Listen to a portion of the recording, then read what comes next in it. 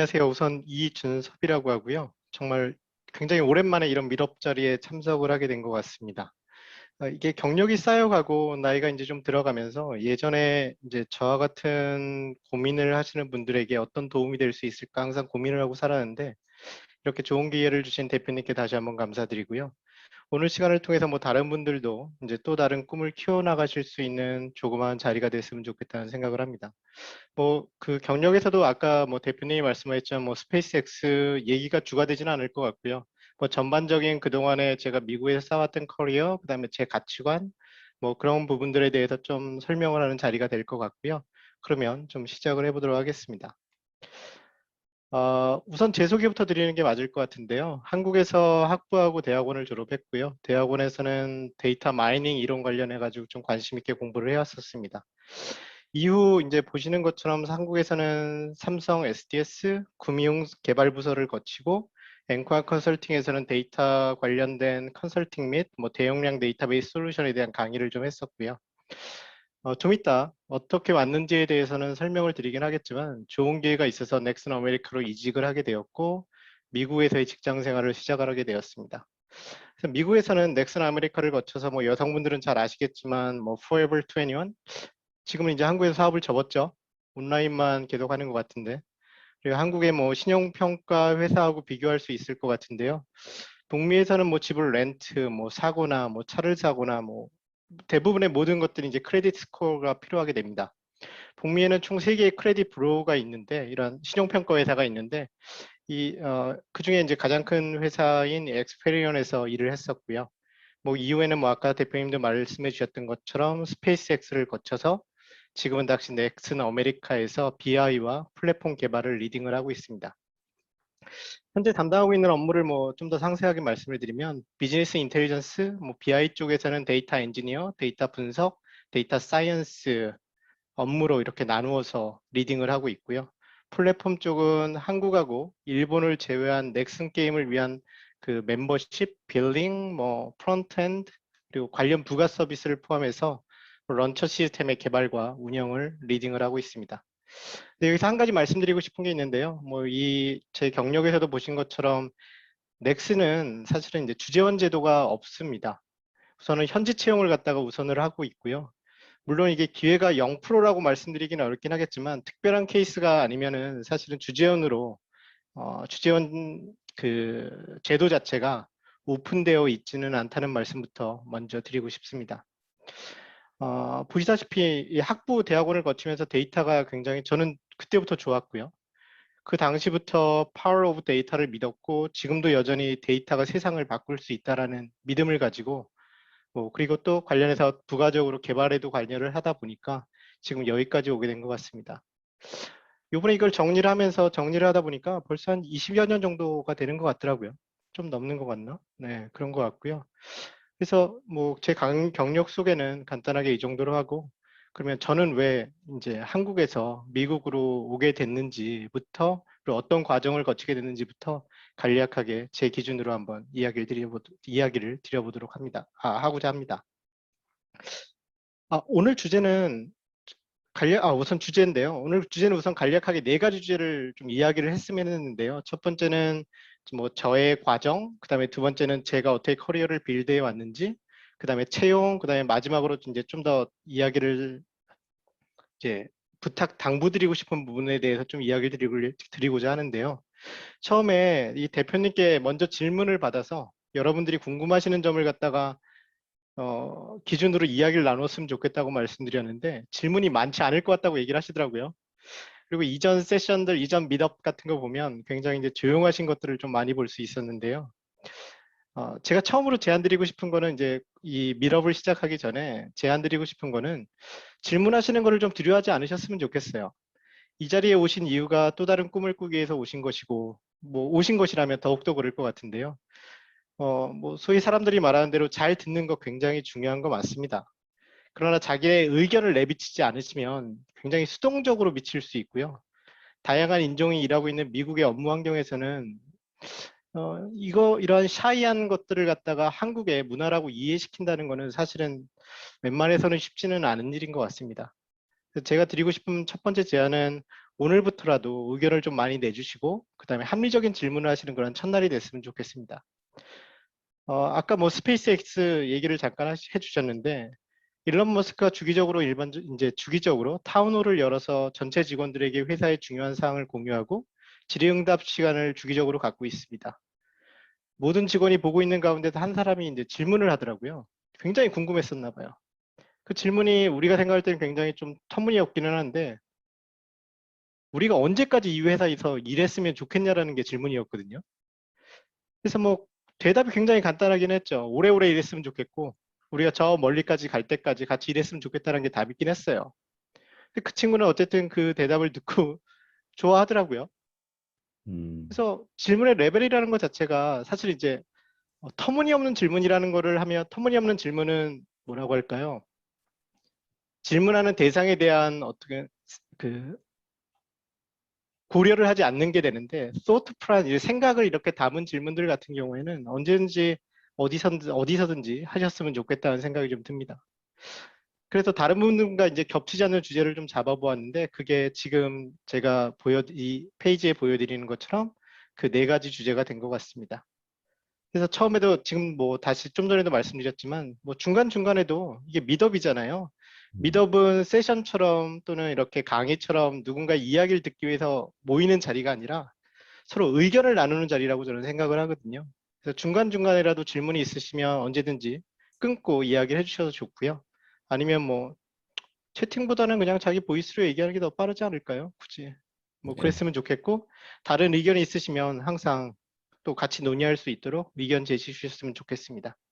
그래서 이렇게 손들기 같이 손들기 해주세요. 그죠? 예.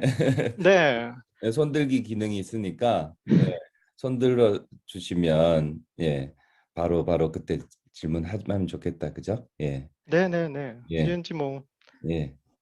단방향이 아닌 양방향의 이야기를 좀 했으면 좋겠습니다. 네. 예. 네, 그래서 전체 이야기는 약 한 30분 정도 진행이 될 것 같고요. 그 이후에는 아마 같이 많은 이야기를 좀 나눠봤으면 좋겠습니다. 저는 그랬습니다. 98년도에 군대 제대 후에 뉴욕에서 어학연수를 1년 정도 하게 되었는데요. 그때 보았던 동부의 여러 도시들, 뭐 세계 최대 뭐 금융의 중심지이고 자본주의 경제의 뭐 총화라고 할 수 있는 그런 월스트리트, 그다음에 웅장한 자연환경, 여유로운 삶, 그다음에 IT 직업에 대한 좋은 처우와 인식 그런 것들 때문에 사실은 이제 결정을 하게 되었는데요. 그때는 정말 막연했어요. 그러니까 일을 그냥 단지 제가 그때 가지고 있었던 목표는 여기서 일을 해야 되겠다라는 것 첫 번째, 두 번째 여기서 살아야 되겠다라는 게 이제 두 번째이긴 했거든요. 근데 그때 당시는 이제 94년 뭐 98년 넘어오면서 이제 인터넷이 이제 태동하고 있던 시기였기 때문에 자리 잡아가고 있는 시기였기 때문에 정보가 광범위하게 공유되던 시기가 아니었어요. 그래서 이런 걸 어떻게 실현해 나갈 수 있을지가 굉장히 막막하기는 했었거든요.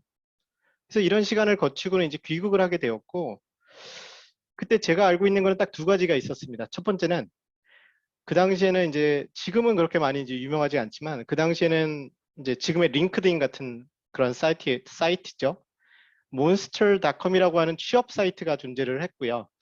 그리고 현재는 그러니까 몬스터닷컴을 통해서 사람들이 많이 취업을 하더라. 첫 번째. 두 번째는 현재 가장 나한테 현실적인 방법은 유학이다. 라는 생각을 했고요. 그래서 3학년, 4학년을 거치면서 유학 준비를 했고, 뭐 이런저런 사정에 의해서 다시 국내에서 대학원을 다니게 되었고요. 뭐 그리고 그때부터 다시 이 몬스터닷컴의 이력서를 업데이트했고 인터뷰를 보기 위해서 이력서를 서밋하기도 했었고요. 삼성에 입사한 이후에서도 지속적으로 몬스터닷컴 관리를 했었고요. 물론 정말 운 좋게도 몇 군데 인터뷰를 보기는 했어요. 근데 제가 아직 준비가 안 되었어서 대부분 이제 고배를 마시기는 했었죠. 그리고 그때 당시에 이제 두 번째로 세웠던 목표는 뭐였냐면 내가 좋아하는 데이터 일을 하면서 일을 할 수 있는 미국에서 원하는 시장이 어디인가라는 게 첫 번째였고 그러면 그런 시장 속에서 어떤 부분이 핫한 부분인가라는 거를 생각을 하게 됐는데 그때 이제 눈에 들어온 것이 이제 데이터베이스 관련돼 있는 뭐 어드미니스트레이터, 디벨로퍼, 뭐 DA, 뭐 그다음에 뭐 리포트 디벨로퍼 여러 데이터에 관련된 일들은 굉장히 많더라고요. 그래서 저는 그쪽으로 계속 빌드업을 하게 된다면 언젠가는 이곳에 제 꿈을 이룰 수 있겠다는 생각을 하게 되었고 그 다음에 제가 잘 몰라, 그 다음부터 이제 인터넷이 좀 더 이제 태동을 하기 시작을 해서 그때부터는 제가 관심 있는 부분에 대한 잡 디스크립션을 좀 유심하게 보기 시작을 했어요. 그래서 내가 부족한 게 무엇인지를 좀 알기 시작을 했고, 아까 말씀드렸던 인터뷰를 보면서 그 미국에서의 인터뷰에 좀 더 적응을 하려고 했던 부분들이 좀 있었던 것 같습니다. 그래서 부족한 부분을 함께 공부하고 또 꿈을 이루기 위해서 다시 삼성을 나와서 앵커 컨설팅에 이제 회사를 옮긴 이유가 있기도 하고요. 뭐 운 좋게도 뭐 지금 뭐 데이터베이스 관련된 부분을 하시는 분은 지금도 아시지 않을까요? 이화식 대표님 같은 경우에 성함을 들으셨는지 모르겠지만 뭐 이화식 대표님을 포함해서 지금도 그렇고 예전에도 그렇고 지금도 그렇지만 뭐 그 데이터 관련돼서 굉장히 깊은 지식을 가지고 있는 분들하고 커뮤니티 활동을 할 수가 있었고 거기서 많이 제 지식 기반 지식들을 굉장히 많이 넓힐 수 있었던 것 같습니다. 이제 그러던 와중에 사실은 이제 아까 말씀드렸던 그 커뮤니티에서 넥슨 아메리카에서 채용한다는 공고가 이제 흘러 들어오게 되었어요.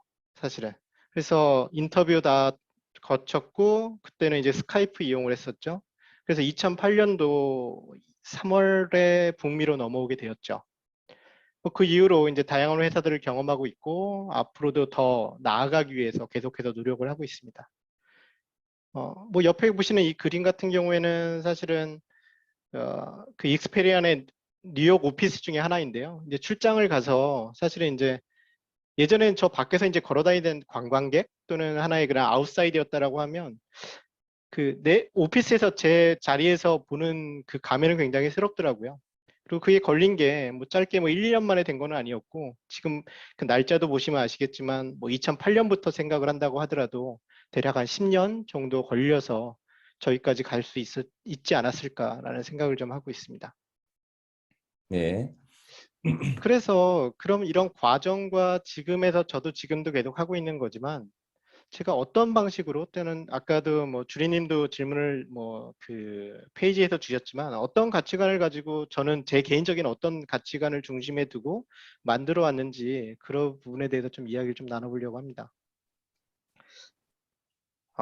일반적으로 우리가 아까도 말씀드렸던 것처럼 풍요로운 삶을 위해서 이민을 선택한다고들 얘기를 하긴 하지만 결과로 직장 생활은 계속될 수밖에 없거든요. 이민이 개인의 선택이긴 하지만 직장 생활, 다시 말하면 이제 경제적인 활동은 선택이 아니라 필수일 수밖에 없어요. 따라서 어떤 회사를 선택하느냐가 왜냐면 대부분의 시간들을 굉장히 많은 시간을 회사에서 보내게 되잖아요. 그러니까 그 회사에서 행복하지가 않으면 사실은 삶 자체가 행복해지지가 않게 되는 거죠. 그래서 우리가 어떤 회사를 선택할 때 굉장히 많은 부분을 고려하게 됩니다. 이게 보면 생각해 보면 대표적인 게 이제 연봉 있게 되고요. 그다음에 일 또는 비전, 그다음에 동료. 뭐 요즘엔 당연히 워라밸도 있을 수 있겠죠. 그죠? 그다음에 또 어떤 게 있을까요? 당연히 뭐 회사 타이틀도 있겠죠. 그다음에 또 포지션, 뭐 더 높은 포지션일 수도 있겠고. 미국에서는 뭐 특히나 고려되는 것 중에 하나가 이제 출퇴근 거리. 뭐 대략 한 40마일이면 한 60km 정도 넘어가면 하이어링 매니저가 굉장히 걱정을 하기 시작합니다. 이 사람이 1년 정도 다니면 분명히 지쳐가지고 그만둘 것 같은데 이거 매일 운전하다 보면 힘들 것 같은데 그래서 이 부분도 굉장히 중요한 것 같고요. 그래서 앞서 말씀드린 대표적인 연봉, 그다음에 일과 비전, 그다음에 동료, 그다음에 워라밸 뭐 이런 정도만 기준으로 해서 한번 이야기를 해보도록 하죠. 연봉이 높아진다는 것은 다르게 말하면 회사가 원하는 기대치가 높아진다는 것을 의미합니다, 사실은. 그래서 워라밸이 보장받기가 힘들 수도 있어요, 따라서. 그죠? 반대로 워라밸이 보장이 되면 굉장히 루틴한 일을 많이 할 수도 있는 가능성이 높겠죠. 그렇기 때문에 개인적인 발전 또는 개발을 이루기가 굉장히 쉽지가 않는 경우가 발생을 하기도 하거든요. 그러니까 제가 이해하는 한국의 안정적인 직장이라는 것은 뭐 해고의 위험이 없고 적당한 연봉을 주고 적당한 워라밸, 그다음에 불편하지 않은 동료들을 이제 기본적으로 의미하는 거라고 생각이 되는데 어, 아까 말씀드린 것처럼 법적으로 문제가 되지 않는 한에서는 정당한 이유가 있는 상태에서는 해고의 유연성이 굉장히 높습니다. 뭐 대표적으로 굉장히 미디어에서도 많이 보셨겠지만 뭐 서브프라임 모기지 사태 때 보면 월가에서 아침에 직원들이 출근했다가 오후에 박스, 지금도 뭐 항상 같은 포맷인 것 같아요. 박스 들고 이제 퇴근을 하죠. 어, 문화의 차이는 분명히 거기서도 있는 것 같아요. 물론 우는 사람도 있지만 저기 보면 굉장히 덤덤하잖아요. 그냥 박스 들고 딱 나와서 가는 거 보면. 예. 그리고 또 하나는 뭐 또 하나 예로 들자면 뭐 넷플릭스 뭐 기업 문화를 다룬 뭐 No Rule and No Rule Rules 같은 책을 갖다 보게 되면 그 책에서도 보는 것처럼 뭐 주기적으로 퍼포먼스가 낮은 사람들을 갖다 해고하고 다시 채용하거나 더 좋은 퍼포먼스가 가진 사람으로 또는 기존의 퍼포먼스가 좋은 사람들에게 보상을 좀 강화하는 게 넷플릭스의 하나의 문화로 자리 잡고 있거든요. 굉장히 치열한 거예요, 사실은. 이 자체가. 그래서 아까 말씀드린 대로 뭐 개인의 레벨이든 뭐 부서의 레벨이든 뭐 여러 명이든 뭐 회사 전체든 사실은 100% 지금까지 다녔던 회사 중에 레이오프가 없었던 회사는 전혀 없었다라는 거죠. 그래서 지금 말씀드린 사항들 이런 걸 전체를 이제 고려해서 생각을 해보면 현재 회사가 연봉의 만족도가 만약에 50%, 그다음에 비전은 좀 떨어지고 워라밸은 높고 동료도 좀 동료하고 워라밸은 굉장히 높고 이런 상태에서 이직을 해야 된다고 했을 때 우리가 가질 수 있는 옵션이 또는 오퍼를 받은 게 C1에서부터 C3라고 우리가 가정을 해보면 과연 우리는 여기서 어떻게 선택을 해야 될 거냐라는 거죠. 이건 누가 조언해 줄 수도 있는 상황이 아닌 것 같아요. 왜냐하면 개인적으로 경제적인 문제도 다를 거고 개인적으로 목표로 하는 비전이나 워라밸도 다를 거고 그에 대한 만족도도 다 다르기 때문에 이 부분에 대한 그 가치관을 잡으시고 또는 중요가 어느 부분에 내가 중요하게 목표로 삼는 것들을 이제 고려하실까를 먼저 정하시는 게 제가 생각할 때는 앞으로 서회사를 선택하거나 커리어를 빌드해 나가는데 굉장히 좋은 기준점이 돼야 될 기준점이 만들어질 수 있다는 생각이 듭니다. 근데 여기서 하나 좀 고려해야 되는 게 아까도 말씀드렸지만 체류 신분에 대한 건데 체류 신분이 클리어가 되려면 일반적으로는 영주권을 받아야 되거든요. 그러니까 영주권을 취득하기 전까지는 앞에서 얘기했던 뭐 여러 가지의 옵션들 자체가 그러한 기준들을 고려하기 어려운 상황이 될 수도 있어요. 당장 비자가 만료가 돼가지고 다음 달에까지 연장을 해야 되는데 어떻게든 회사를 빨리 찾아야 될 거잖아요. 그럼 어떻게 어디서든 스폰서해 주는 회사가 있다면 그 회사의 이런저런 조건들 안 보고 그냥 들어가야 될 거라는 거죠.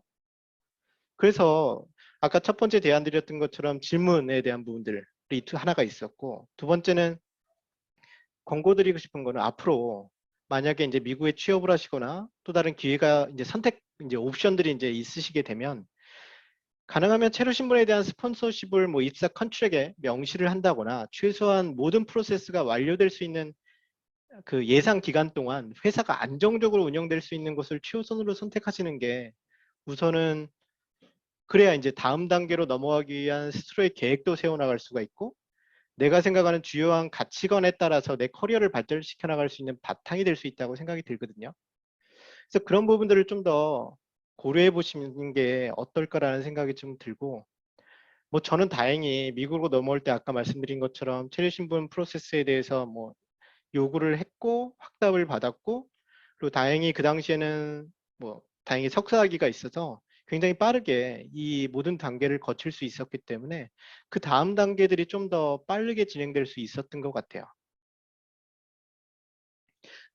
그래서 앞서 다시 말씀드린 것처럼 저는 여러 가지의 가치관들 중에 제가 중요하다고 생각하는 지금도 중요하다고 생각하는 가치는 제 지식과 경험이 넓혀갈 수 있는 부분에 가장 높은 가중치를 둬서 그동안 선택을 해왔습니다.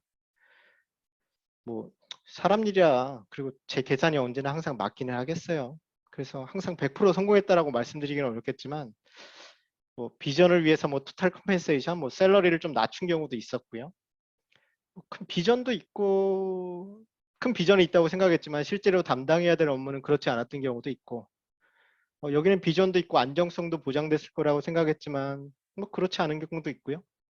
반대로 생각했던 거는 굉장히 작은 일이었는데 실제로 그쪽에서 능력을 알아봐 줘서 더 많은 일들을 해야 되는 경우도 있었고 뭐 제일 재미있었던 건 조용하게 일만 해야지라고 들어갔던 회사가 있었는데 동료들이 정말 다이나믹하고 아이디어들이 막 넘쳐났었어요.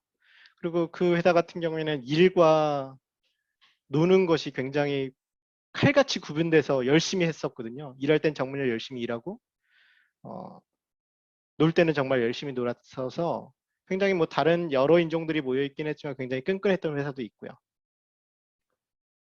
어쨌든 그런데 제 가치관을 아까 말씀드렸던 것처럼 할 수 있는 업무하고 비전에 무게를 두어서 진행을 했기 때문에 어떤 회사에서든 어떤 시간에서든 어쨌든 제가 말씀드렸던 뭐 제 지식과 경험을 계속해서 넓혀나갈 수 있었던 거라고 생각이 듭니다. 그리고 말씀드리고 싶은 거는 지금 여기 적혀 있는 제가 빌드업된 그러한 커리어 또는 스킬셋에 대한 부분들은 프로덕션에 적용한 단계라고 생각을 하시면 좋을 것 같아요. 왜냐하면 이미 이전에 그 관련된 지식들을 이미 개인적인 노력을 해서 습득을 하고 있었고, 이러한 업무가 주어졌을 때 그 기회를 잡을 수 있었다라고 생각이 들거든요.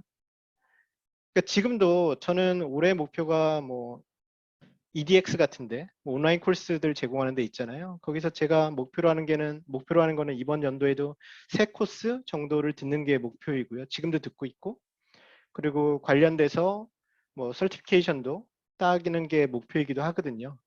그래서 지금도 저도 마찬가지로 개인적인 투자를 계속 하고는 있습니다. 그러니까 회사의 업무에서 얻어지는 거는 경험이라고 하지만 내가 스스로 노력해서 해야 되는 거는 지식이라고 생각을 하거든요. 근데 이 두 개가 합쳐져야지 좀 더 앞으로 나갈 수 있는 원동력이 되지 않을까라는 생각이 좀 듭니다. 그래서 이런 준비가 된다고 하면 일반적인 이제 채용 절차를 진행을 하게 되는데요. 뭐 많은 분들이 여러 가지 사이트들에서 보셔서 이제 대부분의 절차는 아실 것 같은데요. 뭐, 뭐 제가 보는 관점에서의 이야기를 좀 드려보고자 합니다. 회사별로 순서의 차이는 있을 수 있고요. 위와 같은 이런 스텝도 지난 5년 또 이런 스텝에 이거 외에도 어떤 회사들 같은 경우에는 뭐 지난 5년간의 프로젝트 중에 가장 하이라이트한 가장 네가 생각하기에는 잘하는 프로젝트에 대해서 뭐 30여 분 프레젠테이션 하고 관련 사람들이 모여가지고 질의응답 받는 경우도 있었고요. 기본적으로 이제 보면 이력서 뭐 제일 처음에는 포지션을 오프닝 하기 전에 물론 이제 경영진의 어프로브가 있어야 되는 건 당연하겠고요. 그 다음에 이제 하이어링 매니저하고 리크루터가 어떤 사람을 뽑을지를 갖다가 논의를 해요. 그래서 논의를 해서 만들어내는 게 이제 잡 디스크립션이거든요. 그러니까 잡 디스크립션에는 어떤 사람을 뽑을지에 대한 목표가 명확해야 된다고 생각을 하고, 그 잡 디스크립션이 잘 돼 있는 회사일수록 저는 굉장히 짜임새가 있고 사람에 대한 우리가 뽑으려고 하는 목표 자체를 명확하게 알 수 있는 회사라고 생각이 들거든요. 그래서 그런 그 부분을 먼저 첫 번째 논의를 하게 되고요. 그래서 이제 지원자 입장에서 보면 이력서를 제출하고 나면 회사 리크루터가 이력서를 리뷰를 하게 되고요. 기본적인 폰 스크리닝을 진행을 하게 됩니다.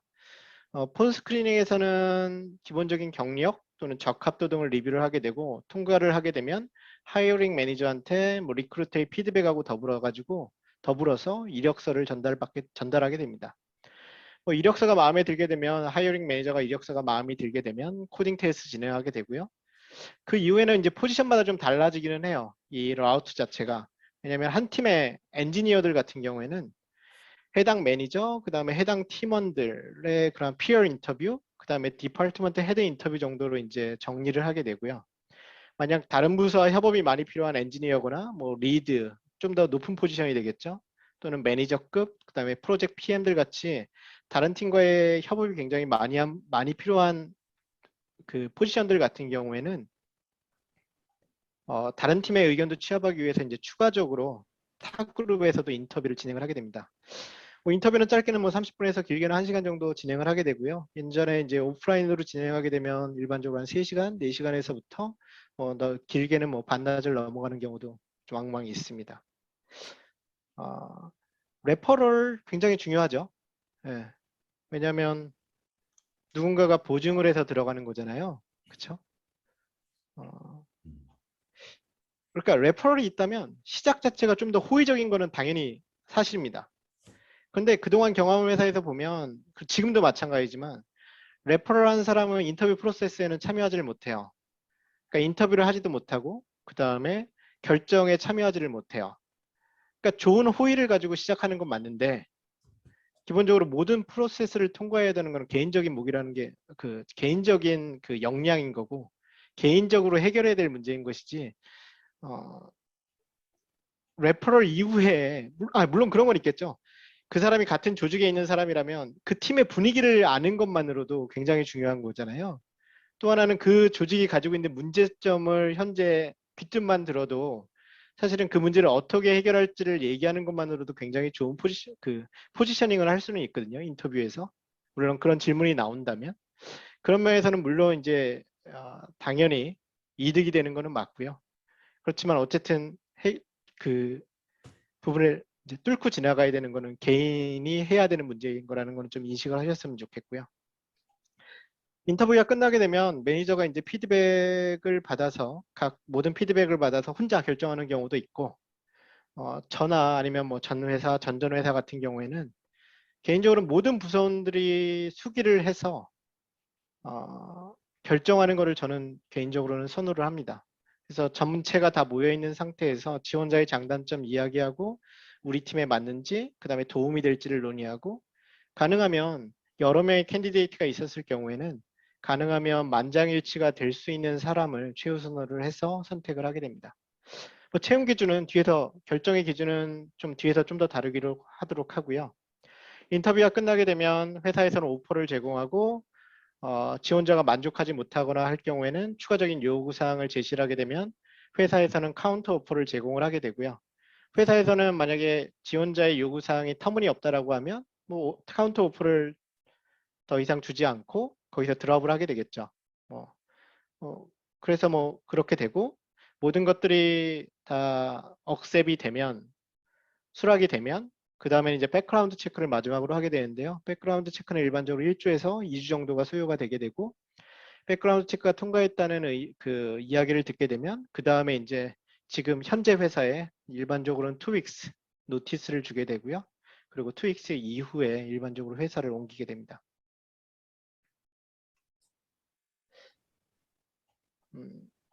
인터뷰를 할 때 어떤 부분을 좀 고려하는지에 대해서 좀 이야기를 좀 나눠보고 싶은데요. 어떤 부분들은 제 개인적인 생각일 수도 있고요. 어떤 부분들은 뭐 일반적으로 범용적으로 고려되는 부분일 수도 있습니다. 첫 번째는 충분한 지식과 기술적인 경험을 가지고 있는지를 보게 되는데요. 그러니까 다시 말하면 레주메가 프랙티컬한지 또는 사람이 정말 그 깊이의 지식을 갖고 있는지를 갖다 파악을 하게 되는데, 제 첫 레주메를 보면 스킬 항목이 정말 어마어마했어요. 그러니까 뭐냐면 그 당시에 존재하는 모든 상용 DB, 그 다음에 오픈소스 DB가 모두 다 망라되어 있었거든요. 굉장히 길었죠. 그때는 뭐 경력이 없었으니까 쓸 게 없으니까 그런 거라고 써야 되지 않았을까요? 뭐 어쨌든 굉장히 길었어요. 잘 몰랐죠, 그때는. 책 보고 인스톨하고 로그인하고 몇 개 커맨드 돌려가지고 결과 나오고 하면, 뭐 간단하게 말하면 헬로 월드 나오면 썼죠. 나 이거 잘한다고. 나 이거 스킬셋이라고.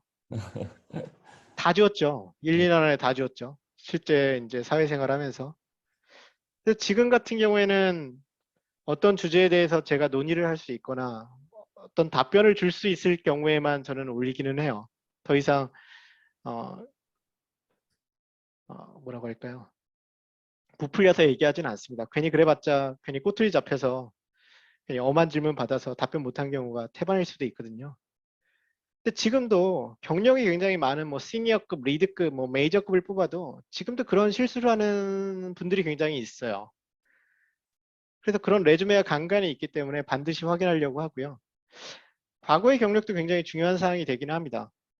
이때 고려되는 것이 제 경우 같은 경우에 두 가지를 보는데요. 팀 내 인력 충원인 건지 아니면 초기 팀 세팅인지에 따라 좀 약간 다르기는 합니다. 당연히 이제 초기 팀 세팅 같은 경우에는 과거의 경력이 굉장히 중요하게 여겨질 수밖에 없겠죠. 왜냐하면 새롭게 시스템을 빌드업해 나가야 되니까.